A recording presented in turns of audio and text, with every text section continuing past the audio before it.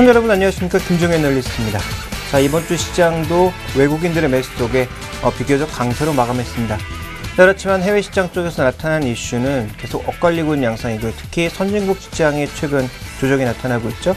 자, 이것이 우리 시장에 어떤 영향을 미칠지, 또 이번 주 우리 시장을 주름 잡았던 종목들은 어떤 것들이 있는지, 또 주목해 볼 만한 리포트의 내용에 대해서도 잠시 후에 자세히 살펴보도록 하겠습니다.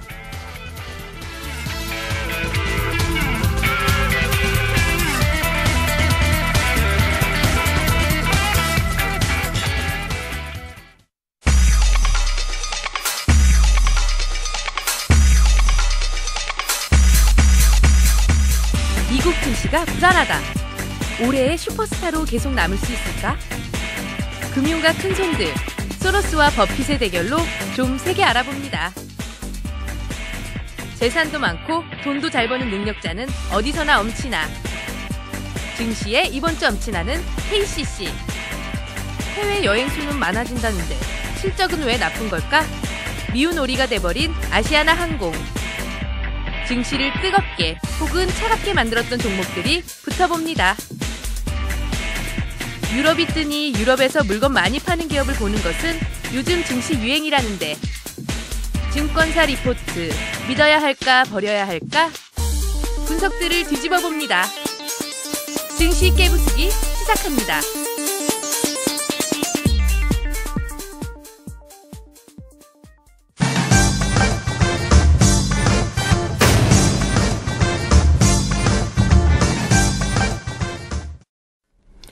네, 오늘의 이슈는 전 세계 글로벌 증시에서 탑라인을 구성했던 미국 증시에 대한 여러 가지 의견들이 쏟아져 나오고 있습니다.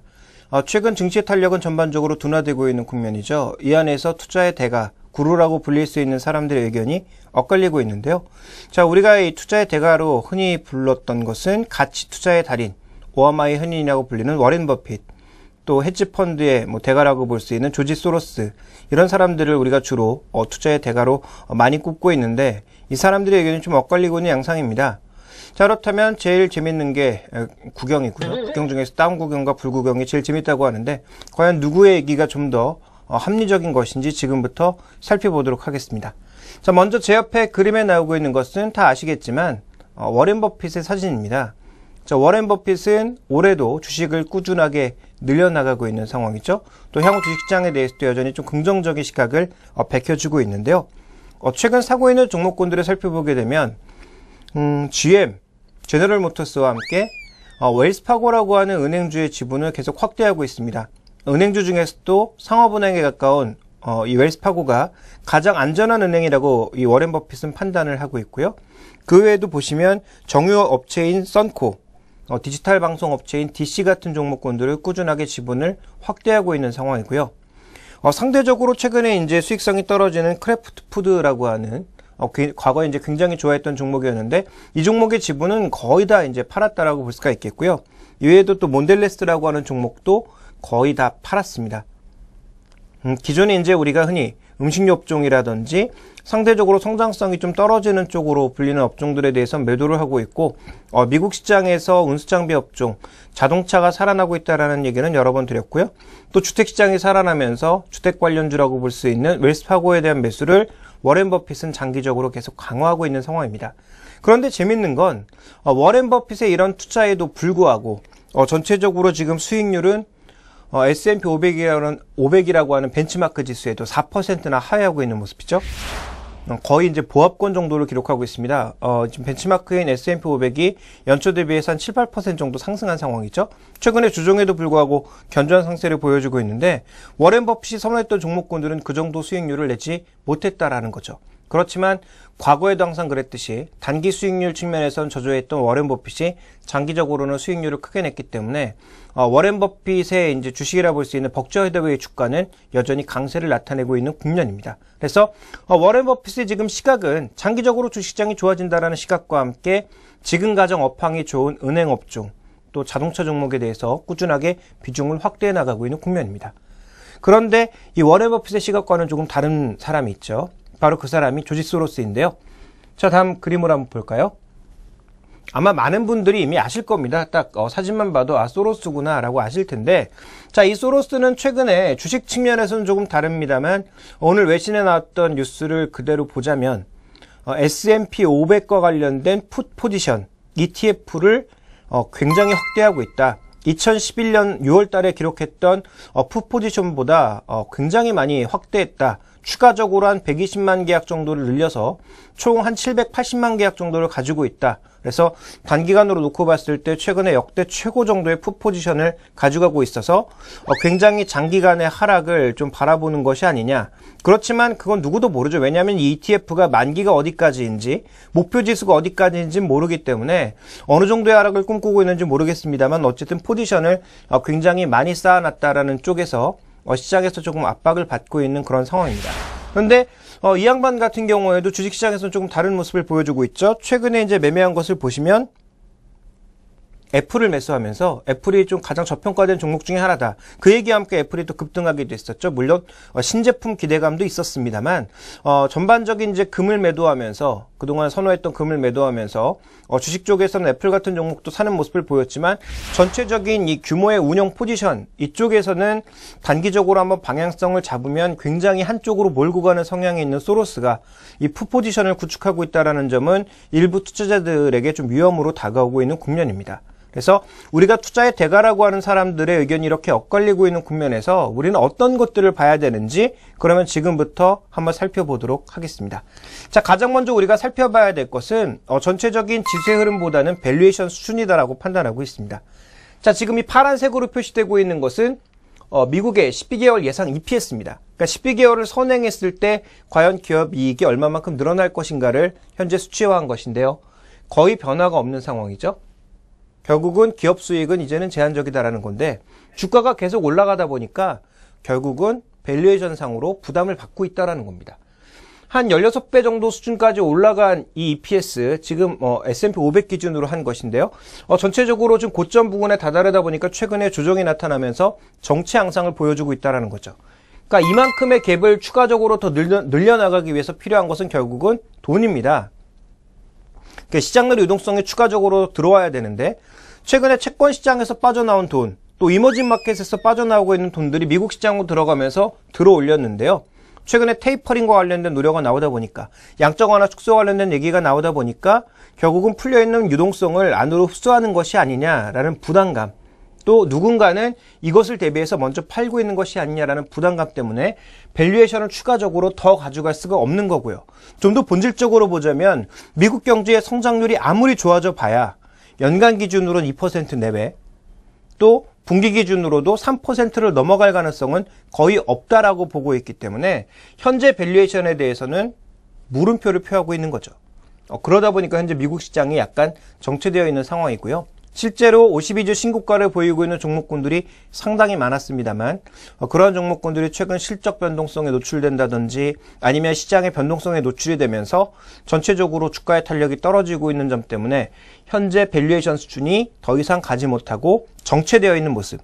그래서 본질적으로 본다면 미국 경기가 생각보다 그렇게 강하진 않다라는 점.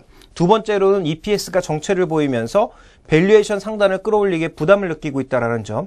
세 번째로는 정책 불확실성과 관련돼서 밸류에이션 부담감을 느끼고 있다는 점을 가장 먼저 지적을 드려야 될 것 같습니다. 자, 그 다음 우리가 좀 살펴봐야 될 것은 그동안 미국 시장을 이끌어왔던 선행지수들을 볼 필요가 있는 거겠죠.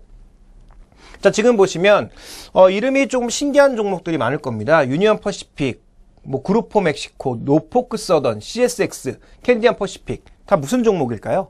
전부 철도 관련주 내지는 운송 관련주들입니다. 그러니까 최근에 항공주 같은 경우에는 여러 가지 다른 이슈 때문에 변동성이 좀 확대되고 있는 국면이지만 우리가 미국 내수를 볼 때 다우 운송지수를 많이 보고요. 실제적으로 다우 운송지수를 구성하고 있는 종목의 대부분은 철도 운송 관련주들입니다. 근데 이 종목군들의 전반적인 동향이 최근에 한 3개월간 계속 정체를 보이고 있다는 거죠. 자, 이들 종목의 정체는 미국 내수의 움직임, 또 그동안 다우 운송지수가 충실하게 다우지수의 선행지수 역할을 해왔다는 것을 고려해 본다면 어느 정도 지수가 정체되어 있다는 것을 미리 알려주는 지표가 되는 거죠. 현재 미국 경제의 상승은 대외적인 변수보다는 대내적인 변수에 의한 부분이 많기 때문에 이 대내 움직임을 잘 반영하는 운송지수의 흐름이 중요하다라고 본다면 결국 이 지수의 정체는 전체적으로 미국 내수의 흐름이 생각보다 강하지 않다라는 점을 또 반증할 수도 있겠다. 이렇게 볼 수 있는 상황이고요. 그 다음 그림을 살펴보도록 하겠습니다. 그 다음 그림 보시면 미국채 10년물 수익률입니다. 쭉 내려가면서 거의 1%대 중반까지 빠졌던 이 금리가 현재 지금 2%대 후반까지 올라와서 오늘 장중에는 2.8%를 넘기도 했습니다. 거의 3% 수준에 다다른 것인데요. 이 3%의 수준은 지난 2011년 정도에 기록했던 것이고요. 그러니까 3년간 기록하지 않았던 지수가 지금 다시 올라오고 있는 거거든요. 그러니까 이 금리의 상승이 속도가 굉장히 빨라지고 있기 때문에 여기서 꺾일 줄 알았더니 더 가고 있단 말이죠. 그러니까 채권 시장, 이렇게 우리가 이제 수급적으로만 생각해 보면 채권 시장이 약세를 보여주고 있기 때문에 채권 시장에서 빠져나온 돈이 주식 시장으로 가지 않을까라는 그런 기대감을 가질 수 있겠습니다만 금리의 변동성이 이런 식으로 확대된다면 지난 5월처럼 증시는 다시 급락할 수 있다라는 거죠. 그래서 중요한 것은 금리의 레벨도 중요하지만 금리의 변동성이 더 중요한데 속도를 빨리 가면 안 된다라는 것입니다. 그래서 현재 금리 레벨도 다소 높은 수준에 와서 미국의 성장률보다 금리가 더 빨라질 가능성이 제기되고 있는 현 시점에서 만약에 속도를 빨리 한다면 미국 증시의 조정은 의외로 커질 수 있다는 점을 우리가 살펴볼 필요가 있을 것 같고요. 먼저 금리에 민감한 종목군들은 선반영을 하고 있다는 점도 주목을 해봐야 될 것 같습니다.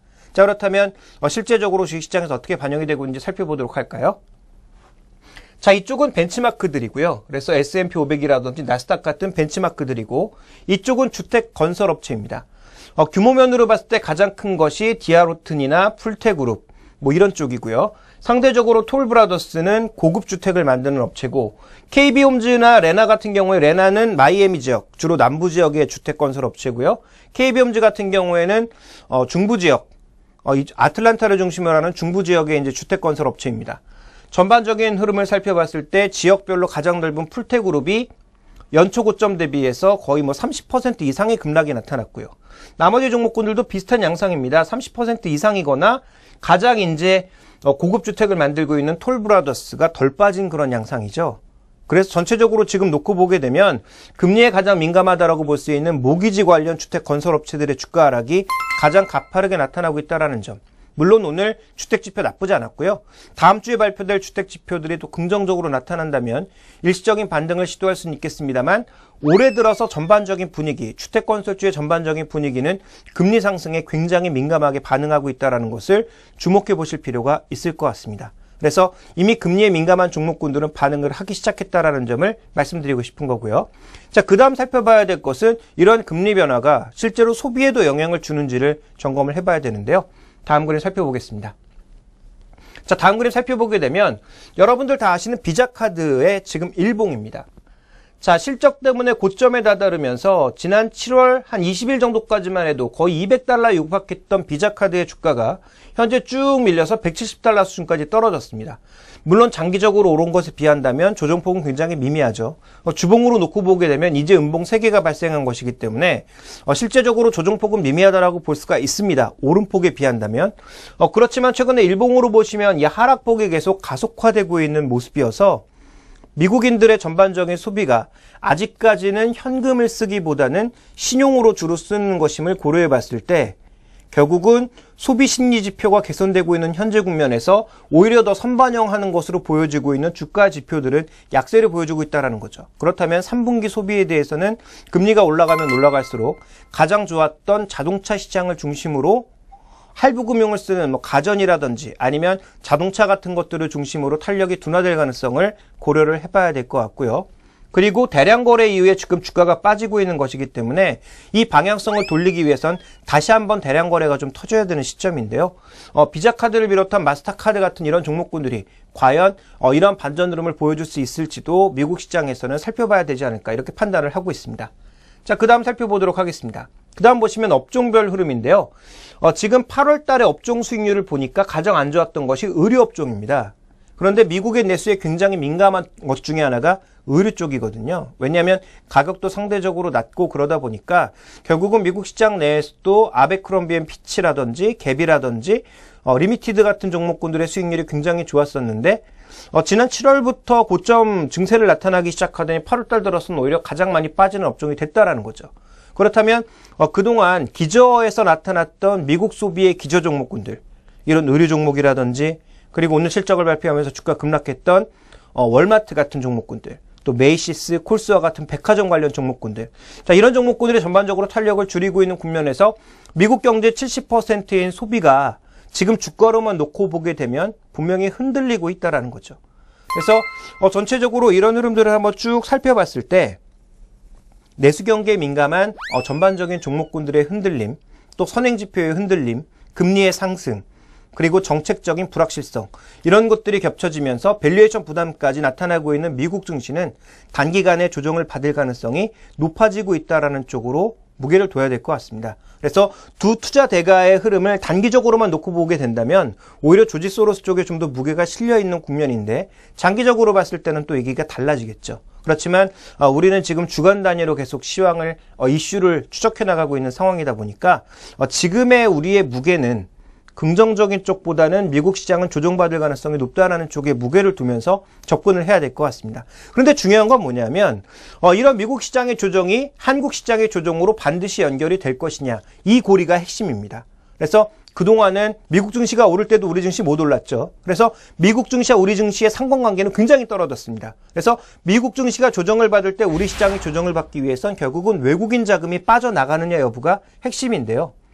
그 핵심이 만약에 지켜지지 않는다면, 즉 미국 증시가 빠지는 구간, 유럽 증시가 헤매는 구간에서 또 오히려 한국 증시, 중국 증시를 사면서 이머징 마켓을 받치는 모습을 보여준다면 미국 증시의 하락에도 우리 증시가 굉장히 의연할 수 있다는 거죠.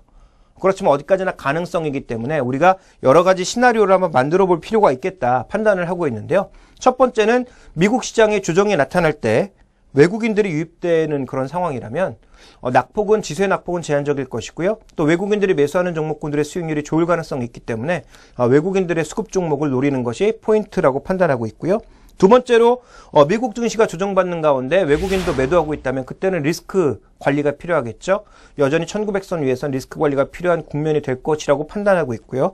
세 번째로 미국 증시가 상승하는 구간에서 만약에 이제 소로스 예측이 틀려서 미국 증시도 상승하고 외국인들도 계속 들어온다면 그 구간에서는 이제 지수가 갈 것이니까 지수 대형주들, 외국인들이 선호하는 지수 대형주들을 전반적으로 살펴보실 필요가 있을 것 같고, 또 미국 증시가 상승하는 가운데 외국인들 매도가 나올 경우에는 그동안 우리 시장이 그랬던 것처럼 업종 순환매가 계속 돌 가능성이 있기 때문에 단기적인 매매를 통해서 수익률을 제고해 나가는 전략이 필요하지 않나, 이렇게 네 가지 시나리오를 생각해 볼 수 있겠는데요. 이 네 가지 중에서 개인적으로는 1번과 4번의 가능성이 가장 높지 않나라고 판단하고 있습니다. 그래서 1번의 시나리오가 뭐였냐면 미국 증시 조정인데 외국인들이 유입되는 경우, 즉 지금 주식은 사고는 싶은데, 즉 위험자산을 사고는 싶은데 선진국 증시가 안 좋으니까 오히려 한국, 대만, 중국 같은 증시로 들어오는 그런 경우, 그런 경우에는 결국은 시장의 낙폭은 제한적이면서 외국인들 선호하는 종목들의 수익률이 좋을 경우, 이렇게 되겠죠. 자, 4번은 뭡니까? 여전히 달러 강세, 또 유로 강세, 선진국 증시가 좋기 때문에 여전히 시장의 자금은 그쪽으로 몰려나가면서 해외 증시는 좋은데 우리 시장의 외국인들은 별 반응을 보이지 않으면서 최근에 보였던 것처럼 업종 순환매가 나타나는 그런 현상들.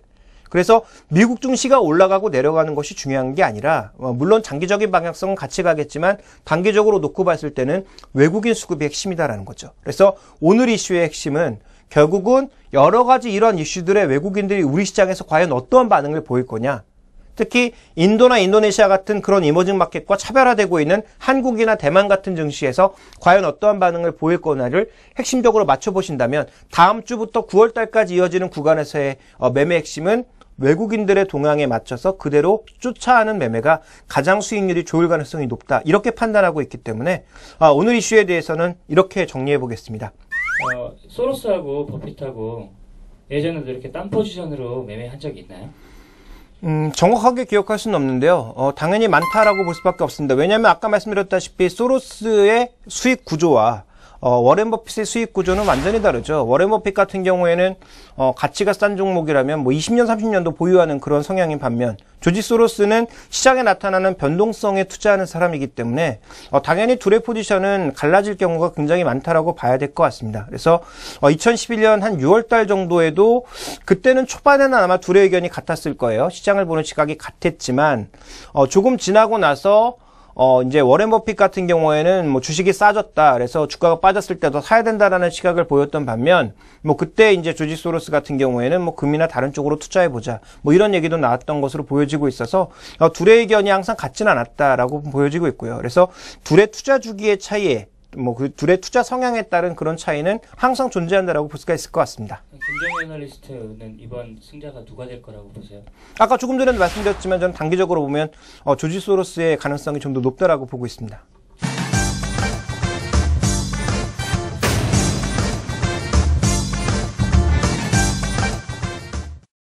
네, 이번 주에 신고가를 기록했던 종목 중에서 의외 종목이 있습니다.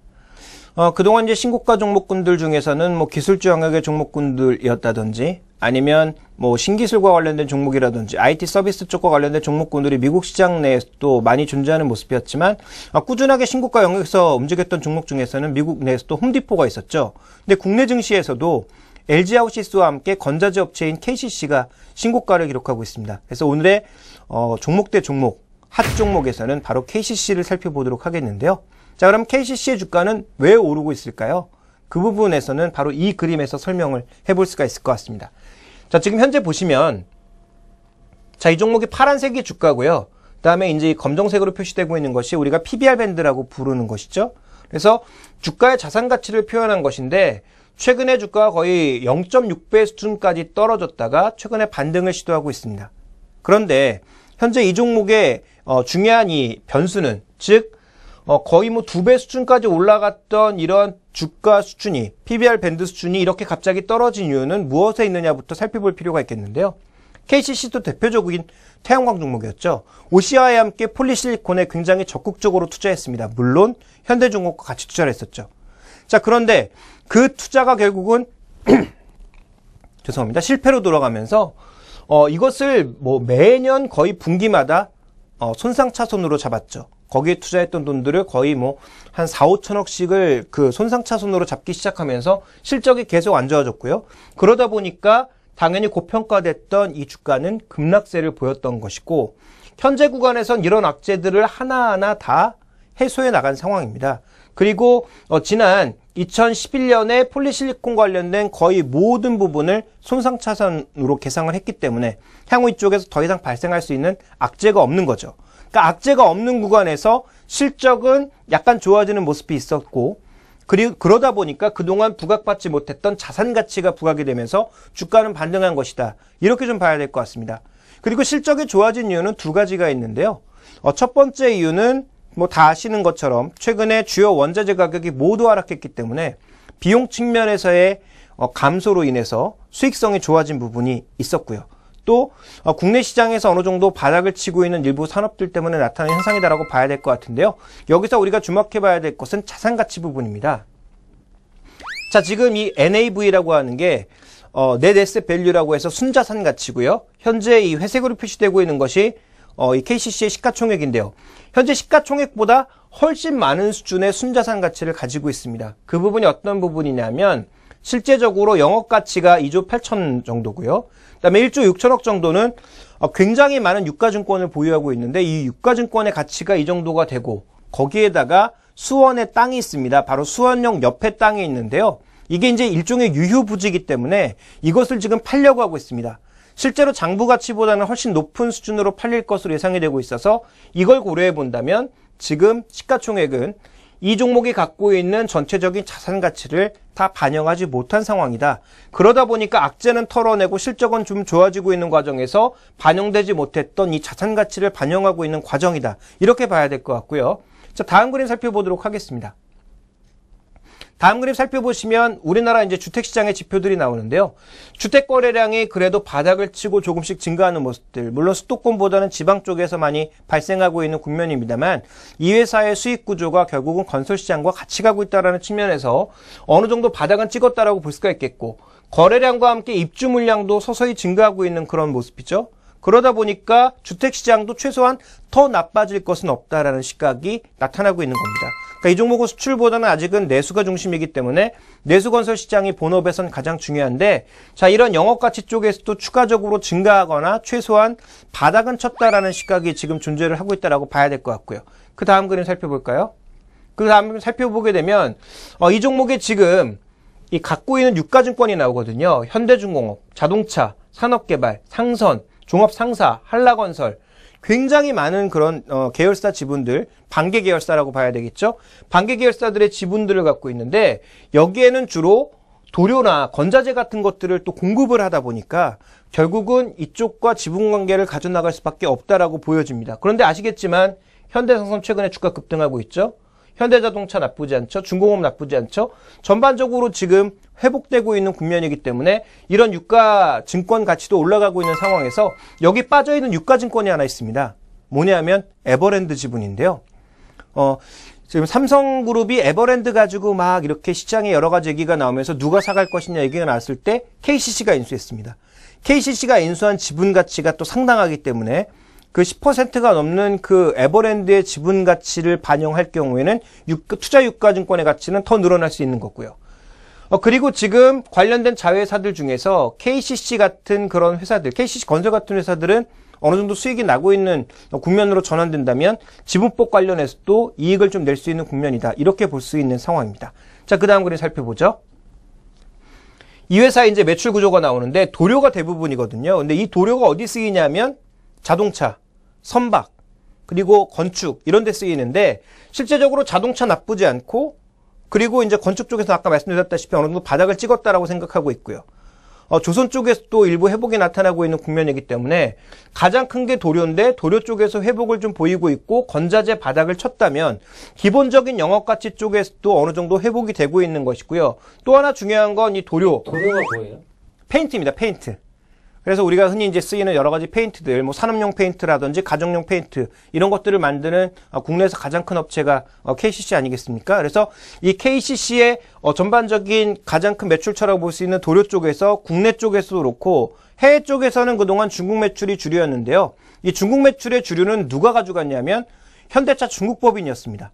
그런데 최근에 해외 매출의 60% 이상이 현대차 이외의 법인에서도 발생하고 있는 국면이어서 영업적인 측면에서도 약간의 회복 국면들이 나타나고 있다는 거죠. 그러니까 이런 여러 가지 호재들을 반영하면서 주가는 많이 올랐다고 볼 수가 있는데요. 자, 그렇다면 투자 전략을 어떻게 가져가는 것이 좋을지 정리를 해보도록 하겠습니다. 전략은 한마디로 말씀드리자면 이 종목이 이 여러 가지 산업들에서 회복을 보이고 있습니다만 결국 이것은 회복입니다. 강세가 아니라는 거죠. 회복이라는 거고요. 그렇다면 이 종목의 주가의 반등의 최종 목표치는 순자산 가치 정도가 될 것이다. 이렇게 봐야 될 것 같습니다. 자, 그렇다면 순자산 가치를 기록하고 있는 것이 뭐 증권사 추정치마다 약간 다르긴 합니다만 보통 한 44만 원에서 47만 원 정도라고 볼 수가 있겠는데 그 정도 가격까지는 올라가지 못할 것 같고요. 왜냐하면 본업의 흐름이 정말 본격적으로 개선되지 않는다면 제가 보기에는 순자산 가치를 어느 정도 반영했다라고 볼 수 있는 40만 원권 위에서는 서서히 시장의 수급이나 주변 상황들을 봐가면서 비중을 조금 축소하는 것이 어떨까 이렇게 판단하고 있습니다. 그래서 KCC 충분히 그동안 할인되었던 자산 가치를 반영해 나가고 있는 과정이다. 이렇게 정리를 해보도록 하겠고요. 자, 그 다음은 이번 한 주 별로 그렇게 좋지 못한 모습을 보였던 종목을 정리해 보도록 하겠습니다. 바로 항공주인데요. 두 종목 모두 우리나라의 항공주, 대표 항공주인 대한항공과 아시아나항공 모두 실적이 좋지 않았습니다. 그래서 대한항공은 지금 거래가 정지되어 있기 때문에 그 흐름이 반영되지 않고 있지만 아시아나항공은 항공사고 충격 이후에 실적까지 충격을 보이면서 결국은 신저가로 내려간 상황인데요. 자, 준비된 그림을 보시면 가장 문제가 되는 게 뭐냐면 국제 여객의 이익률이 계속 떨어지고 있다는 겁니다. 자, 그래서 일본 노선의 전반적인 수익성을 보시면 지금 분기별로 계속 빠지고 있는 모습이죠. 왜냐하면 엔화 약세로 인해서 일본 관광객들이 줄어들고 있는 것, 또 하나 중요한 것은 저가항공사들 최근에 주가가 날아다니고 있죠. 뭐 TA항공이라든지 뭐 진에어라든지 제주에어라든지 뭐 이런 쪽에서의 흐름이 나쁘지 않고 특히 AK홀딩스 같은 경우에는 저가항공사 때문에 신고가까지도 가는 등 저가항공사가 단거리 노선들을 모두 가져가 버린 상황에서 아시아나항공은 그동안 단거리 노선의 이익이 좋았는데 그러다 보니까 이게 이제 줄어들고 있는 것이 원인이고요. 자, 좀 더 세밀하게 살펴보도록 하겠습니다. 다음 그림 보죠. 다음 그림 보시면 여객 쪽에서는 지금 보면 거의 전반적으로 약세입니다. 미주 정도가 버티고 있는 모습이고요. 일본의 하락폭이 가장 크게 나타나고 있고 최근에 중국도 수익성이 줄어들고 있고요. 동남아 이 수익성도 줄어들고 있는 국면이죠. 근데 이 줄어들고 있는 국면들의 이것 보시면 다 단거리 노선들입니다. 동남아는 뭐 그래 중거리 정도로 볼 수 있겠지만 일본과 중국 같은 이런 단거리 노선들에서는 저가 항공사에 뺏기고 엔화 흐름에 뺏긴 모습들을 보여주고 있다라는 거고요. 자, 그리고 화물 쪽에서도 지금 중국 쪽과 관련된 화물 이익이 크게 줄어들므로써 전체적으로 여객과 화물 양쪽 부분에서 모두 이익이 다운되고 있다는 것이 아시아나항공의 주가를 압박하고 있는 요인이고요. 이게 이제 일시적으로 이번 분기 끝, 다음 분기부터 반등 시작 이러면 좋은데 다음 분기에도 아직은 확신할 수 없다라는 거죠. 특히 여객 측면에서는 일부 회복이 있을 수도 있겠습니다만 화물 측면에서의 회복이 빠르게 나타날 수 있을지 아직은 검증이 좀 필요한 구간이 아닌가 이렇게 좀 보여지고 있고요. 자, 그렇다면 이 종목이 굉장히 싸냐? 그 부분도 점검을 해봐야 될 것 같은데요. 지금 영업적자다 보니까 PER은 계산을 할 수가 없고요. PBR 측면에서 놓고 봤을 때는 최악의 시즌을 보였던 지난 2004년이나 2008년도의 저점까지는 떨어지지 않았다라는 거죠. 그러니까 아직도 과거의 최악의 시즌보다는 좀 높은 수준에서 거래가 되고 있기 때문에 현재 이 종목 같은 경우에는 아직도 주가의 반등이 확실하게 나타날 만한 확신거리가 별로 없다라고 봐야 될 것 같습니다. 그리고 또 중요한 것은 3분기에 계상해야 될 항공사고와 관련된 충당금들 이런 것들을 계상해 본다면 3분기가 성수기임에도 불구하고 실적이 시장 예상치를 하회하거나 시장 예상치를 만족시키는 정도에서 끝날 가능성이 높다라는 겁니다. 자, 그렇게 본다면 이 종목에 대한 투자 관점, 결론은 어떻게 내야 될까요? 결국은 투자 메리트가 단기적으로는 별로 없다라고 봐야 되겠죠. 물론 오늘 하루는 뭐 금호산업과 관련된 이슈가 반영이 되면서 잠깐 오르기도 했습니다만 호재의 내용에 비해서는 주가의 탄력이 굉장히 미미한 양상이었습니다. 결국은 실적이 좌우하고 있다는 건데요. 이 실적에 대한 회복 국면이 구조적으로 나타나기 이전까지는 주가의 반등이 쉽지 않다라고 봐야 되겠죠. 자, 그렇다면 투자 전략상으로는 한마디로 요약해 볼 수 있습니다. 아주 장기적인 관점에서의 분할 매수 외에는 답이 없다라고 보여줍니다. 그래서 기존에 보유하고 계셨던 분들은 이 개별 이슈로 인해서 일시적인 반등이 나타난다면 비중을 조금 축소해 두셨다가 주가가 더 하락하는 구간에서 서서히 좀 분할 매수를 하는 전략으로 그래서 장기적인 시각을 보면서 적어도 뭐 2014년 정도라든지 2015년 정도까지 좀 길게 바라보는 시각이 필요하지 않을까 이렇게 좀 판단이 되고 있습니다. 그때 그 해외여행객들도 많이 늘어나고 네. 비행기 표 예약하려고 그러면 표도 없던데 왜 이렇게 근데 영업 이게 안 좋은 건가요? 지금 뭐 말씀드렸다시피 저가항공이 최근에 대세죠. 뭐 저도 이제 뭐 해외를 자주 나가는 편은 아닙니다만 뭐 여행을 갈 때 해외 여행을 뭐 선호하게 되면 자연스럽게 저도 저가항공 쪽으로 돌아가게 돼 있습니다. 왜냐하면 뭐 3-4시간 내에 도착하는 구간에서 뭐 괜히 비싼 비행기 표 사봐야 별로 뭐 받는 서비스도 그렇게 대단하지 않고요. 뭐 그렇다면 결국은 저가항공사 이용하는 게 훨씬 더 편하다라는 거죠. 그러다 보니까 자연스럽게 이익은 이제 저가항공 쪽으로 가는 거고요. 주가도 저가항공사 관련주들은 급등을 하고 있고 대한항공을 비롯한 아시아나항공은 최근에 지속적인 약세를 보일 수밖에 없는 거죠. 그리고 상대적으로 대한항공은 중장거리 노선이 강합니다. 유럽이라든지 미주라든지 이런 쪽의 노선이 강한데 대한항공이 그동안 강세를 보였던 노선이 단거리 노선이었단 말이죠. 그래서 단거리 노선에서 뭔가 차별화된 서비스를 계속 주기 위해서 노력은 하고 있지만 이게 생각보다 아직은 쉽지 않은 국면입니다. 그래서 구조적인 이런 부분들이 반영되고 있기 때문에 뭐 대한항공은 조금 달라질 수도 있겠습니다만 이제 회사 분할을 하고 나서 거래가 재개되면 조금 달라질 수 있겠습니다만 이 종목에 대해서 아시아나항공에 대해서는 단기적으로는 여전히 조금 보수적인 시각이 필요하지 않나 또 재무적인 변동성도 여전히 존재하고 있지 않나 이렇게 판단하고 있습니다.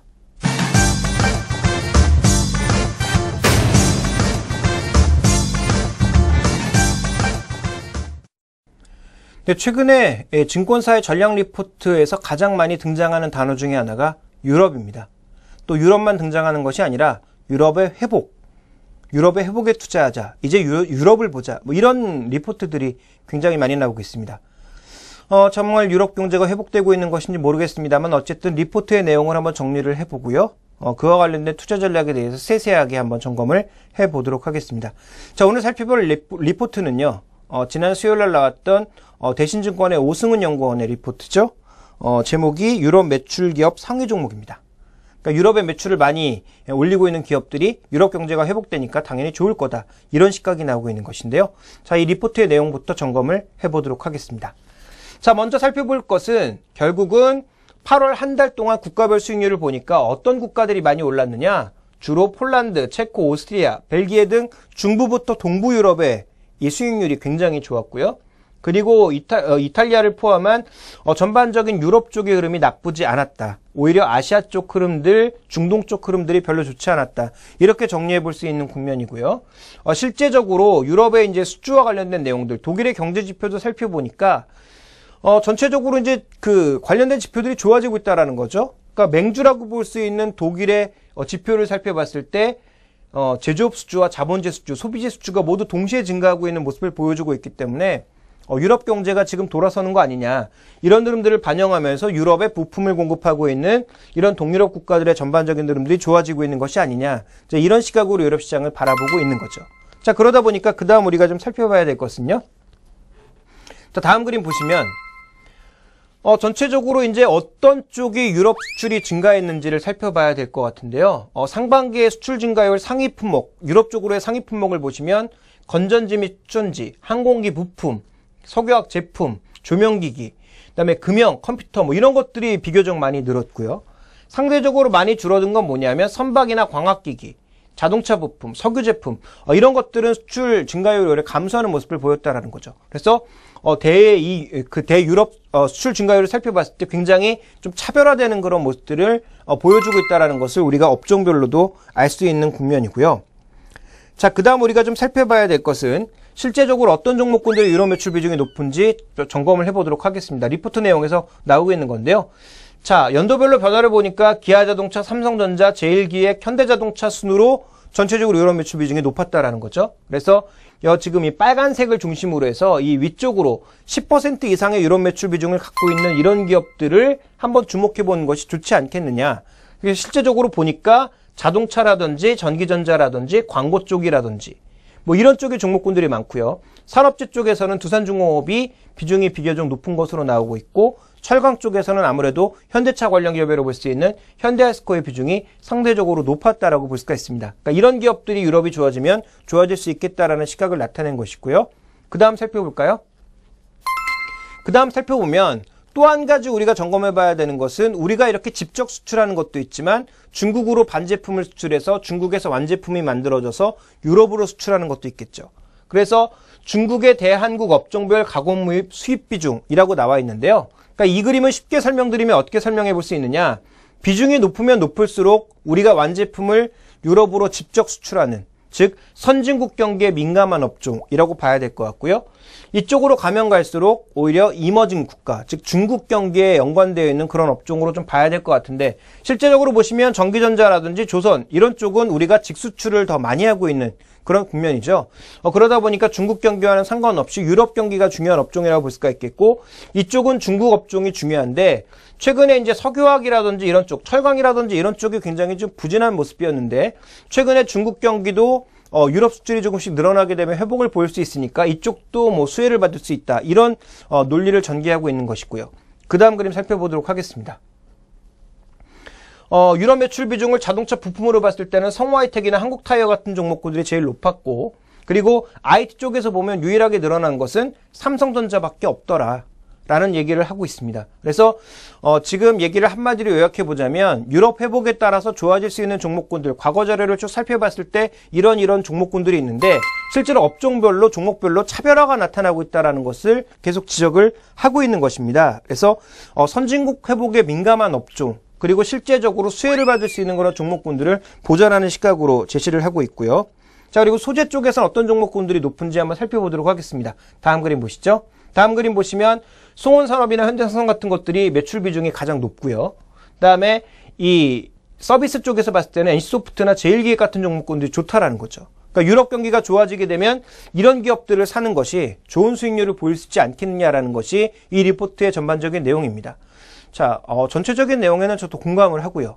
그렇다면 우리가 주목해 봐야 될 것은 여기서 리포트를 해석할 때 가장 중요한 건 유럽 경기가 과연 얼마나 빠른 속도로 회복이 될 것이냐, 균형적으로 회복이 될 것이냐를 우리가 점검을 해봐야 될 것 같고요. 그리고 과거 이런 자료에 맞춰서 과거 유럽 비중이 높은 그런 업체들을 그냥 아무거나 골라서 사면 무조건 수익이 날 것인가에 대한 검증이 필요하다라고 판단을 하고 있습니다. 지금부터 그 부분을 점검을 해보도록 하겠습니다. 자, 가장 먼저 살펴봐야 될 것은 과연 유럽이 좋아질 수 있느냐? 정말 빠른 속도로 좋아질 수 있느냐? 좋아지는 것은 누구나 인정하는 부분이죠. 그런데 이제 중요한 것은 속도의 문제다라고 보여지는데요. 먼저 우리가 반드시 이해를 해야 될 것은 현재 유럽 경제의 수출입, 유럽 경제가 좋아지고 있는 것은 분명히 대외 수출입니다. 그 중에서 어떤 부분이 좋아지고 있는지를 반드시 점검해 나갈 필요가 있는 거고요. 우리한테 더 민감한 건 유럽이 수출하는 것이 아니라 유럽이 수입하는 것이죠. 그래서 그 부분에 주목을 해봐야 될 텐데요. 지금 유럽연합이 미국 같은 선진국들에 많이 수출하고 있는 건 자동차, 기계, 항공기와 같은 상대적으로 부가가치가 조금 높고 기술력이 높은 이런 제품들을 많이 수출을 하고 있고요. 반대로 중국이나 베트남에서는 IT 기기나 소비재 같은 것들의 수입 물량이 엄청나게 증가하고 있습니다. 그래서 실제적으로 유럽연합은 중동 쪽에서 수입하고 있는 에너지, 그리고 중국이나 베트남에서 수입하고 있는 소비재나 IT 기기가 주요 수입 업종이고요.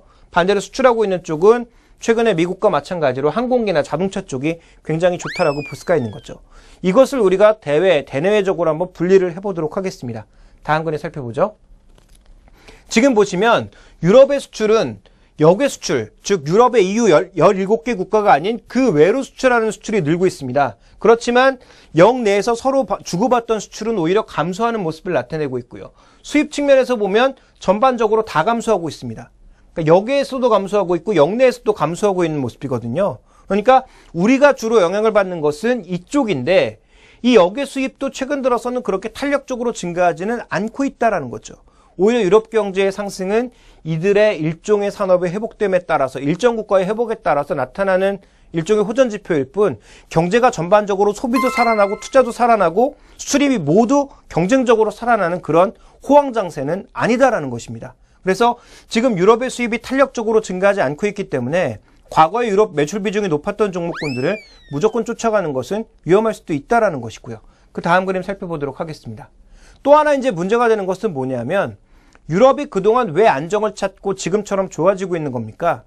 가장 먼저 나타났던 유럽의 금융위기를 ECB가 빠르게 진화하고 이 진화한 이후에 ESM이라고 하는 기구를 만들고 구제기구를 만든 이후에 한 발 더 나아가서 은행동맹까지 나아가자라는 시각 때문에 미국채가 아니죠.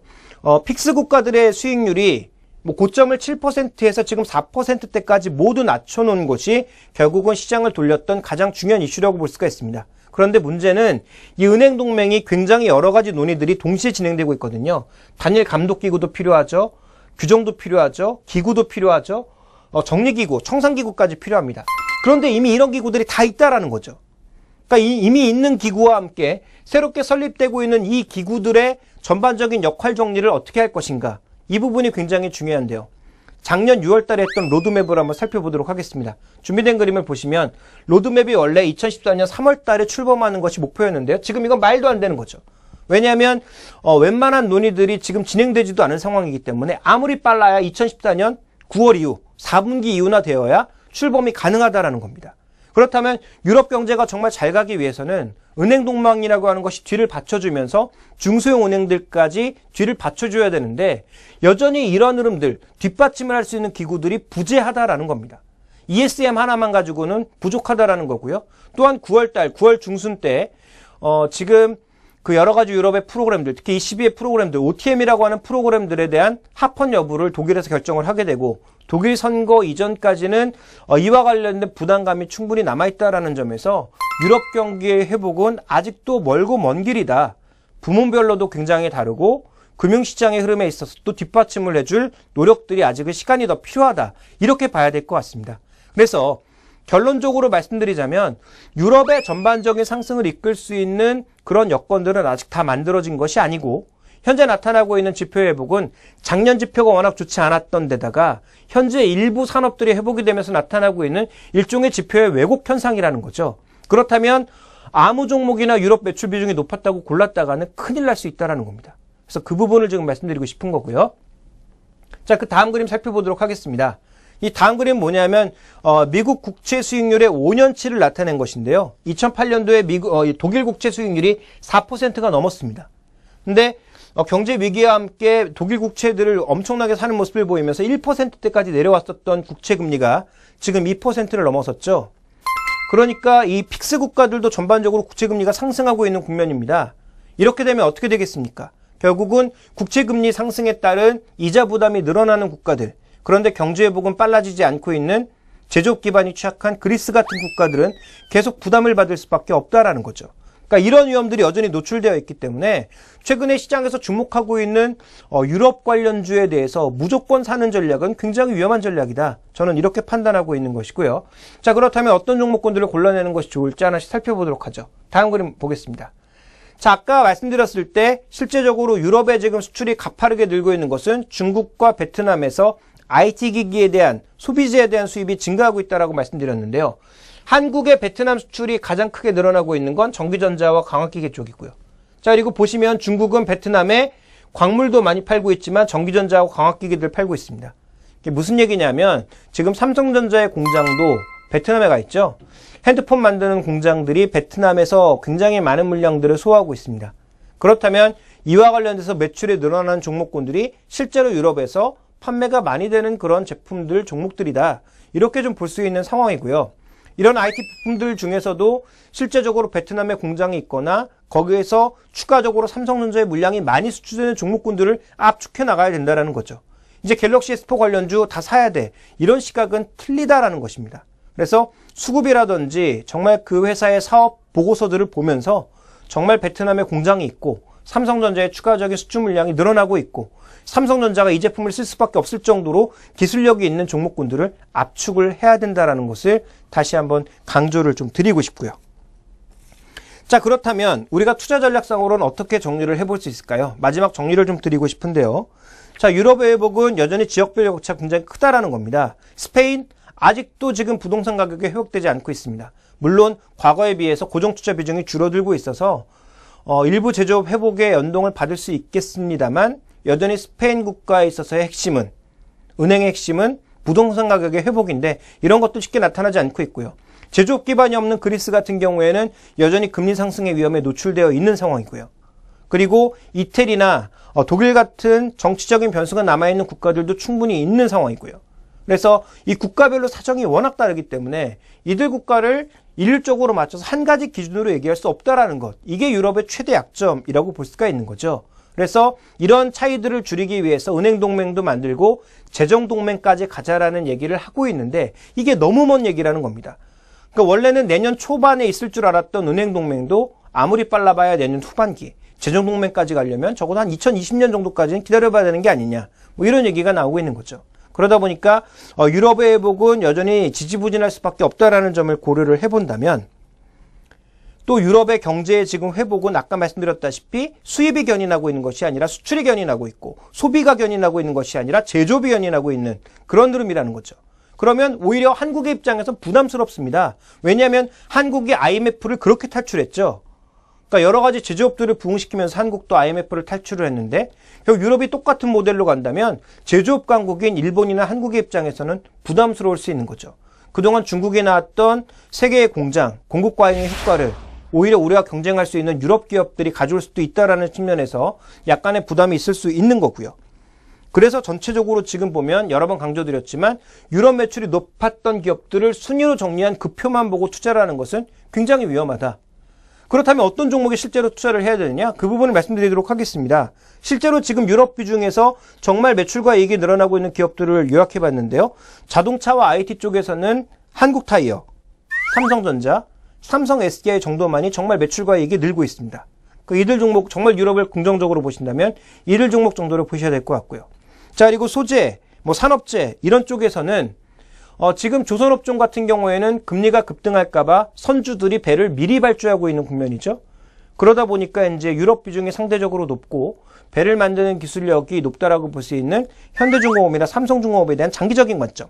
그리고 터키의 제철소를 만들면서 유럽 시장 쪽으로 자동차 강판 시장에 진출하고 있는 포스코 같은 종목군들을 장기적인 시각에서 접근이 필요하다는 겁니다.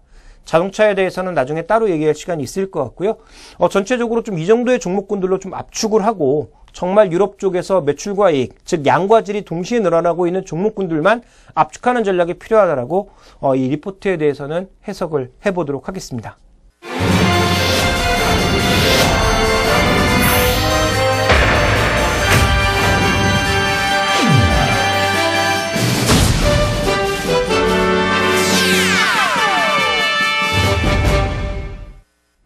자, 오늘도 한 시간 동안 리포트, 종목들, 그리고 이슈에 대해서 점검을 해봤습니다.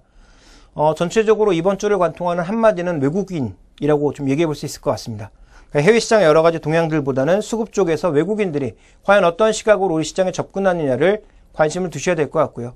단기적으로 외국인들이 돌아선다면 빠르게 주식 비중을 줄일 필요가 있겠고, 여전히 외국인들이 우리 시장에 대해서 긍정적인 모습을 보인다면 그들이 선호하는 종목군들을 중심으로 대응하시는 게 단기적으로는 가장 좋은 해답이 될 것 같습니다. 저는 여기까지 하도록 하겠고요. 다음 시간에 또 찾아뵙도록 하겠습니다. 감사합니다.